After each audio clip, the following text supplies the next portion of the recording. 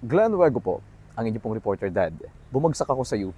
Alam niyo ho ba na hindi ako nakapasa doon po sa popular na, alam po natin yung UPCAT, ano ho, para makapasok o maging estudyante ko ho ng UP Diliman. Nandito ako sa UP ngayon. Rewind lang ho tayo, no? Naalala ko ho nung araw ng exam kong yun, nag-iwan po ng kaunting pera yung kuya ko, na isa pong graduate ng UP, nag-iwan po siya noon. Tapos sabi niya, oh, ito yung allowance mo noon. Sabi niya, pagdamutan mo na to, good luck. To cut the long story short, hiyang-hiya ako sa kapatid ko nun kasi nga hindi po ako nakapasa, no? Pero nung tumagal and na-realize ko na ginawa ko naman yung lahat, no? So lumipat po ako ng ibang university, no? So doon ho ako nagpatuloy, no? Siguro akin lang, this is just to remind everyone na okay lang 'yon. Huwag kayong masisiraan ng loob, katiwalaan ho ninyo yung proseso. Yun pala, may ibang plano ang Diyos.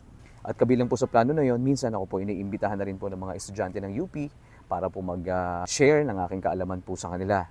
And marami rin po akong mga kasamaan sa trabaho ngayon, lalo na po sa media industry. Nako, pinupuno po kami ng mga taga-UP, PUP, mga taga-UST, no? Ang dami pong mga, ayan po ang mga nasa media industry po ngayon. So para ho sa mga pumasa, congratulations po sa inyo.